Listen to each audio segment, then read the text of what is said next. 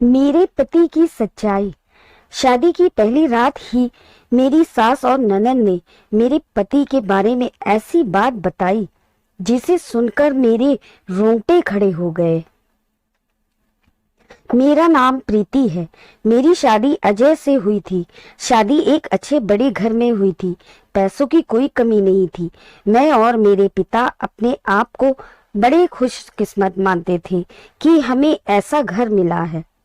सभी रिश्तेदार भी कह रहे थे कि प्रीति के तो भाग खुल गए, किस्मत वाली है। हम लोग उनके मुकाबले कुछ भी नहीं थे। पिता के पुराने परिचित होने की वजह से मेरी शादी उस घर में हो गई। शादी के बाद मैं पहली बार उस घर में गई। घर में जाते ही मुझे पता चला कि वो लोग कितने बड़े हैं। घर बहुत बड़ा था। पहली बार था जब उनका घर मैंने देखा था। सब कुछ बहुत अच्छा था।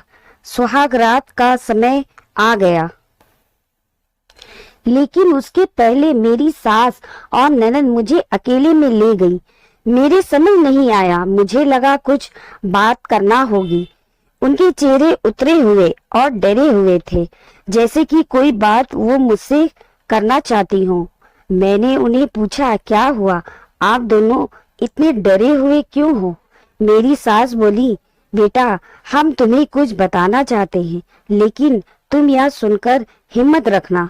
साथ ही मेरी ननद भी बोली कि अब हम जो तुम्हें बताने वाले हैं वो बात हम तीनों के बीच में ही रखना। ये बड़ा घर है, यहाँ बात फैलते ज्यादा समय नहीं लगता, और वो बात सबके सामने आ गई तो हमारे घर की इज्जत मिट्टी में मिल जाएगी। अब तुम इस घर की बहू हो और तुम्हें इस घर का मान रखना होगा। उनकी बातें सुनकर मैं सच में थोड़ा डर गई। मुझे समझ नहीं आ रहा था कि वो लोग क्या बोलना चाह रही हैं। मैंने कहा, आप बताएं मुझे, बात क्या है? मेरी सास बोली कि बहू, मेरा बेटा मर्द नहीं है। उनकी यह बात सुनकर मेरे होश उड़ गए। उन्होंने कहा कि मैं जानती हूँ कि तुम सोच रही होगी कि फिर हमने तुम्हें क्यों फंसाया, लेकिन हमारी भी मजबूरी है। हम यह बात ऐसे बता नहीं सकते थे, वरना सभी को पता चल जाएगी। मेरा बेटा रात में अक्सर बाथरूम में ही रहता है। पता नहीं वहाँ क्या करता। जब भी उसे पूछो तो यह कहता है कि उसका पेट खराब है। कमरे में जाने से पहले अपने पति के लिए यह बातें सुनकर मुझे समझ नहीं आ रहा था कि मैं क्या करूं। मेरी ननद कहती है कि तुम उससे बात करना, थोड़ा समय उसके साथ बिताओ, फिर उससे खुलकर बात करो। अगर कुछ हो सकता है तो हम जरूर करेंगे। हम तुम्हारे साथ हैं, तुम्हें अकेला नहीं छोड़ेंगे। सुहाग रात वाली रात ये सुनकर मैं अपने कमरे में जा रही थी। मुझे अब डर लगने लगा था। मैं कमरे में यही बात सोच रही थी कि मेरे पति कमरे में आए, कमरे का दरवाजा बंद किया और दरवाजे से ही पेट पर हाथ लगाते हुए आए। बिस्तर पर मेरी तरफ पीठ करके बैठे और बोले कि उनका पेट खराब है, और कुछ ही सेकंड में वो उठकर बाथरूम में चले गए। बिल्कुल वैसा ही हुआ जैसा कि मेरी सास ने मुझे कहा था। पेट खराब हो तो थोड़ी देर बाद वो बाथरूम से बाहर आ जाते, लेकिन वो करीब 1 घंटे तक बाथरूम में ही रहे। मैं बाहर चुपचाप अपने बिस्तर पर बैठी रही। उन्हें मैंने आवाज भी नहीं दी। बस यही सब सोचते सोचते मैं बिस्तर पर लेट गई। करीब 2 घंटे बाद वो बाथरूम से निकले। मेरा अब उनसे बात करने का मन ही नहीं था। मुझे लगा कि मेरे साथ धोखा किया गया। वो भी चुपचाप अपने बिस्तर की साइड पर जाकर सो गए। सुबह में अपने आप को खुशकिस्मत मान रही थी और रात होते होते अपनी किस्मत को कोसने लगी। सुबह मैं जल्दी उठी और बाथरूम में गई। बाथरूम में जैसे ही गई मेरे होश उड़ गए, क्योंकि बाथरूम में एक नई नाइटी थी, साथ ही मेकअप का सामान। यह सब क्या था मुझे समझ नहीं आ रहा था। एक ऐसे इंसान से मेरी शादी क्यों करवा दी। सुबह मेरी सास और ननद ने मुझसे पूछा, क्या हुआ बेटी रात में। मैंने कहा, वही जो आपने बताया था। यह कहकर मैं रोने लगी। मेरी ननद ने कहा, माँ कह रही थी ऐसे किसी लड़की की जिंदगी खराब मत करो, लेकिन तुम सभी ने मेरी बात नहीं मानी। अब यह क्या ऐसे ही घुट घुट कर यहाँ रहेगी। मेरी सास बोली कि बेटा तू जो भी फैसला लेगी हम तेरे साथ हैं, लेकिन तुझे यह वचन देना होगा कि यह राज तेरे मुंह से नहीं निकलेगा। अगली रात फिर वो कमरे में आए। मुझे अब उनकी तरफ देखने का भी मन नहीं हो रहा था। मैं चुपचाप अपना बिस्तर करके अपनी साइड पर सो गई, क्योंकि अब बात करने को रखा क्या था। उन्होंने भी अभी तक कुछ बात नहीं की। उसी वजह भी मैं जानती थी। थोड़ी देर वो बिस्तर पर बैठे रहे और फिर उठकर वो बाथरूम में चले गए। मैं समझ गई थी कि वो क्या करने गए हैं। थोड़ी देर बाद बाथरूम से चीजें गिरने की आवाज आने लगी, कुछ टूटने की। थोड़ी देर बाद आवाज रुकी और इस बार तो जल्दी ही बाथरूम से बाहर आ गए। आकर बिस्तर पर सो गए। हमारे बीच कोई बात नहीं हो रही थी। मैं तो यह सोच रही थी कि मैं क्या करूं। यही सब सोचते सोचते नींद आ गई। सुबह जल्दी उठी और फिर मैं बाथरूम में गई, लेकिन इस बार बाथरूम में जब गई तो सब कुछ बिखरा हुआ था। नई नाइटी को फाड़ दिया था, मेकअप का सामान बिखरा हुआ था। बाथरूम में कचरे में एक कागज भी था जिस पर लिखा था, टू माई ब्यूटीफुल वाइफ।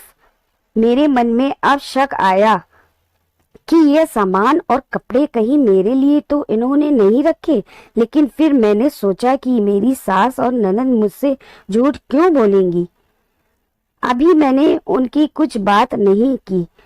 सुबह मेरी सास और ननद फिर मुझसे सहानुभूति जता रही थी। मुझे उनकी बातों से लगा कि वो चाहती हैं कि मैं अजय को छोड़कर इस घर से चली जाऊं। मुझे अब मेरी सास और ननद पर शक हुआ। मैंने घर की पुरानी नौकरानी से बात की। मैंने बातों बातों में उससे पूछा कि अजय कैसे हैं। वो बोले कि वो तो बहुत सीधे हैं। उनकी माँ और बहन तो चाहती थी कि उनकी शादी उनकी बहन के पति के रिश्तेदार से हो। बहन और माँ तो बहुत कोशिश की, लेकिन उनके पिता नहीं माने और उनके दोस्त के परिचित यानी आपसे शादी करवा दी। वो दोनों तो आपकी शादी के खिलाफ थे। कई दिनों तक घर में विवाद भी होता था, लेकिन तुम्हारे पति ने कहा कि पापा जो बोलेंगे वही करते हैं। मुझे अब पता चल गया था कि मेरी सास और ननद मुझे क्यों भगाना चाहते थे। इसलिए उन्होंने मुझसे झूठ कहा था। उन्होंने शायद अजय को कुछ कहा होगा। रात में अब मैं अजय से बात करने का इंतजार कर रही थी। वो कमरे में आए तो उनका मुंह तो उतरा हुआ था। ये पहली बार था जब मैं उनसे बात करने वाली थी। उनके आते ही मैंने कहा, आप मुझसे कुछ बात करना चाहते हैं। वो बोले, अब बात करने को रखा क्या है। पापा का विश्वास था कि वो घर अच्छा है, इसलिए मैंने माँ और बहन की ना सुनकर तुमसे शादी की और तुमने सच छिपाया। मैंने बोला, क्या सच? सच कि तुम मुझसे शादी नहीं करना चाहती थी। तुम्हारी जिंदगी में अभी भी कोई और है। ये बात तुमने ही तो माँ को बताई थी।